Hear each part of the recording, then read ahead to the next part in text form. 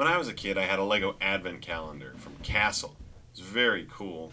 It came with a blue wizard. It was Majisto in that advent calendar, so it only seems appropriate that on this Feast of Stephen, right after Christmas, we should be reviewing Fire-Breathing Fortress, the Fortress of Majisto, and introduce the Dragon Masters. Wow. Chestnut roasting over an open fire. Ah, an open fire-breathing fortress. I see. Yeah. So without further ado, let's dive in. We have an inaccessible treasure chest. So there's this treasure chest right next to the dragon pit, and there's not really an easy way to get to it. OSHA would not be happy with this dragon pit right in the middle of the fortress. There's no railings around it, no grippy footing. Uh-oh. We also have no way to raise the gate that is used to release the dragon from its pit. On the box art, we've got a dragon master lifting it up with his pike there. That's not good for the pike, not good for the master. There's a flamethrower dragon head on the front of this that also drops rocks. But in order to operate it, to move that flamethrower head around, you'd have to lean over the crenellations. And to pull the pin to drop the rocks on people coming up the ramp, once again, you would have to lean over the crenellations. So that's very difficult to operate, very dangerous. There's a trapdoor in the highest level, but there's no way to operate it as a minifigure. As a kid, yeah, it's easy to pull the Release, we'll call it. Okay. We have inaccessible arrow loops. The inclusion of the dragon pit gets in the way of the functionality of the main level. The arrow loops, again, are too high. Just problem with the piece. Now some positives accessibility-wise. We've got a fireplace with a chimney that makes sense. Beneath that there's a jail cell as well, a nice big jail cell. There's an armory, so to speak. Lots and lots of weapons litter the place. And there are stairs up to the second level. The dragon pit is accessible. For the dragon. Exactly. I mean, it is accessible for the other minifigures, but in the worst possible way. Yeah, falling and eaten or something. Accessibility.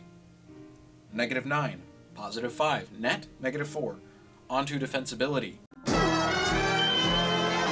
So we have some holes in the walls, partly for playability's sake. There's holes in rooms, so that way you can get your fingers back there, but wide open to attack. There are blind spots around this fortress. Trees growing into and out of the castle. There's a giant dragon head in the way of some of your visibility there. Yeah, I mean, you can drop rocks from it, but you can't see what exactly you're dropping on. Yeah. There are overhangs and inadequate crenellations. They're too short. Very short. It is built on a hill. That's very good. The ramp is used to excellent effect, because you can't get a battering ram up there to the gate, except a very short one, and you can't really pull back and swing. And there is a donjon, so to speak. Once you get up that ramp through the door, you've got a long staircase to fight up, and then all the way around to the other side of the fortress to get to that keep there. So there's a designated keep. It's well designed to be a bit of a maze to get around. Defensibility, -6. +2. Net, -4. On to offensibility. We have inadequate arrow loops. There's too few of them, as well as machicolations. That being said, there are some working machicolations here on the fortress. You can see them there. There is a dragon. True. You have a dragon on your side, and he can get out of there, so that's pretty cool. There's a trap door. That's cool. It's a nice trap to feed your dragon there.